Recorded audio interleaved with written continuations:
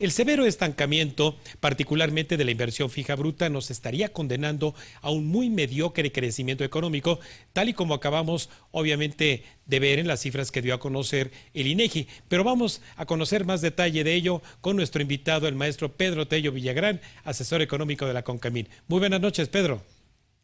Muy buenas noches, Raimundo. Gracias por el favor de la invitación. Gracias, Pedro. Te agradezco, como siempre, la de gentileza de tu tiempo. Y bueno, Pedro, los resultados de inversión fija bruta primero, yo los he calificado como una desgracia, pero a lo mejor lo exagero. Qué mejor que tú, que eres especialista en ello.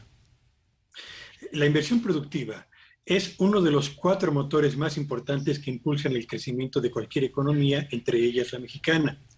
Los datos más recientes que dan cuenta de su desempeño en el mes de agosto indican que el crecimiento en el mes de agosto en comparación con el mes inmediato anterior, septiembre, fue de apenas el 1.1%, que es un avance francamente raquítico, tomando en cuenta la caída que ha registrado desde que comenzó esta administración esta variable. Y si tomamos en cuenta el desempeño de la inversión productiva, Raimundo, en los últimos años, o particularmente en los dos primeros años de la presente administración, tendríamos que señalar lo siguiente. En el año 2019, la inversión productiva tuvo un retroceso del 5%. Si agregamos a ello la caída acumulada del 18% de la inversión productiva en el año 2020, el avance modesto que lleva este indicador en lo que va de este 2021 es absolutamente insuficiente para regresar siquiera al nivel de inversión productiva que teníamos en el arranque de este sexenio. Así que, como bien lo ha señalado, estamos frente a un indicador del cual depende la capacidad productiva de la economía mexicana, la generación de riqueza, de empleos, de productividad, de competitividad y de bienestar para la población mexicana.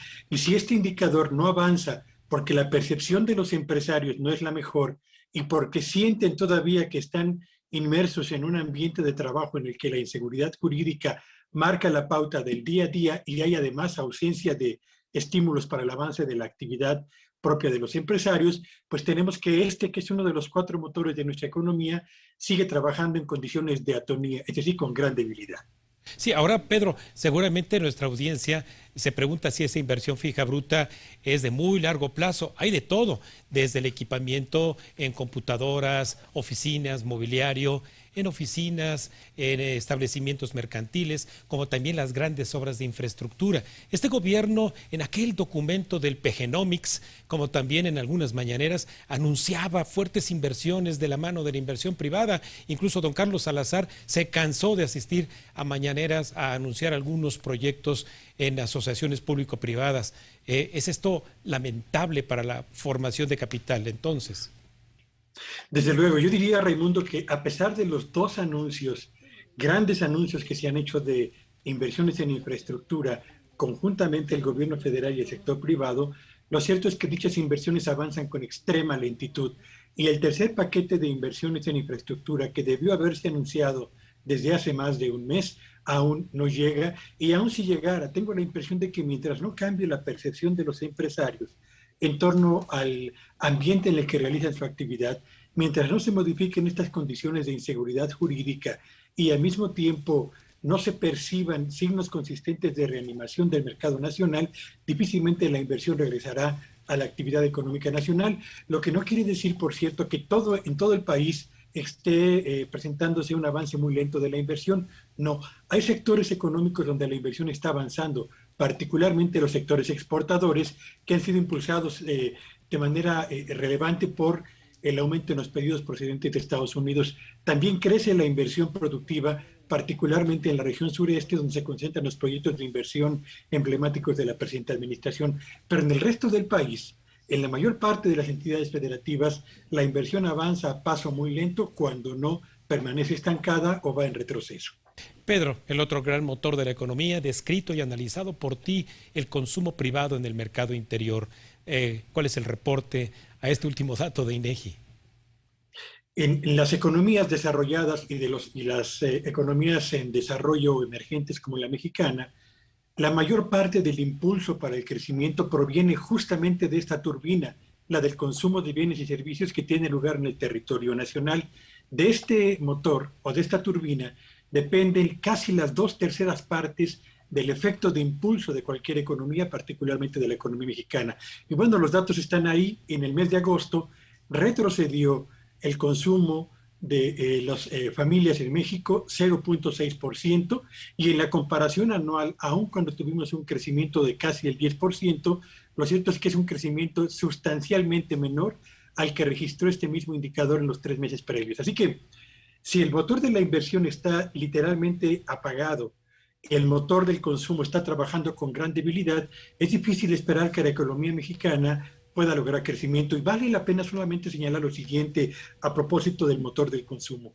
Este motor depende fundamentalmente de 2 características, de 3 factores importantes para poder empujar con gran intensidad a la economía mexicana. El primero es la cantidad y la calidad del empleo, y en ambos casos tenemos importantes déficits. No generamos suficientes empleos y tampoco generamos empleos con la calidad en términos salariales suficiente para poder empujar esta parte de la turbina del consumo. Segundo, del financiamiento de la banca a los hogares y a los individuos. El financiamiento al consumo va a la baja y consecuentemente el financiamiento vía tarjetas de crédito también se mantiene restringido. Y en tercer lugar, el tercer factor del cual depende el comportamiento de este motor, desde luego, es la percepción del consumidor sobre el ambiente en el que realiza su actividad de compra-venta de bienes y servicios. Y si este último está influenciado por una inflación que avanza un paso cada vez más acelerado, que nos acerca a cerrar este 2021 con un nivel de precios que se perfila, puede ser el más elevado de los últimos 21 años, pues evidentemente es difícil esperar que este motor pueda arrancar en las condiciones en las que todos estaríamos esperando para aspirar a un crecimiento más estable, más ordenado y de mayor dinamismo, Raimundo. Pedro, entonces, en lo que está por iniciar mañana, que es esta promoción del Buen Fin, no será suficiente ese empuje, ni a través del crédito, ni a través de la disponibilidad de ahorros para regresar por lo menos al nivel prepandemia. Yo tengo la impresión de que el Buen Fin es una iniciativa que busca impulsar el consumo en el territorio nacional, y como una iniciativa de esta naturaleza merece reconocimiento y apoyo. Pero creo, Raimundo, que en la medida en la que la mayor parte de los estímulos para el consumidor provienen de la promoción a meses sin intereses en la compra de bienes y servicios y en puntos por cada compra que realice, no así en descuentos importantes, el consumidor verá con cierta cautela las decisiones de qué comprar en esta ocasión, y tengo la impresión de que si alcanzamos el mismo nivel de ventas del año pasado, estaríamos hablando de un resultado alentador, aunque lejos de las ventas registradas en los años previos. Vaya, Pedro, finalmente, con respecto a las expectativas que se generan en la encuesta que aplica el Banco de México a analistas del sector privado, el crecimiento ya se ha ajustado hacia la baja. ¿Cuál ha sido tu pronóstico, Pedro? Yo tengo la impresión de que vamos a cerrar 2021 con un crecimiento que será, en el mejor de los casos, de 5.8% en materia económica, con una inflación muy cercana al 7% y con la creación de empleos en el saldo al finales de diciembre de este año, que será del orden de los 557,000 puestos de trabajo. Es decir, una economía que aterriza, una inflación que despega y empleos que no alcanzan a atender las necesidades de la población mexicana que perdió el empleo el año pasado y quienes por primera vez acuden al mercado laboral en busca de alguna oportunidad laboral. Así que cerraremos la primera mitad de esta administración, Raimundo Auditorio, con números que no darán muy buena cuenta de resultados en materia económica por cuanto a crecimiento, inversión, empleo, inflación y poder adquisitivo de los ingresos de la mayor parte de las familias. Vaya, mi querido Pedro. Bueno, pues sin duda que antes de que nos lleguen las posadas, aquí vamos a estar contigo para analizar cómo cierra finalmente este conjunto de motores de la economía, si no lo permites. Será un placer para mí, Raimundo. Buenas tardes a todos y muchas gracias.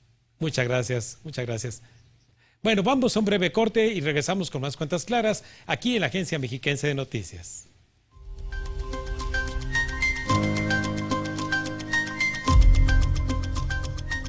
Estás viendo Cuentas Claras con Raimundo Tenorio.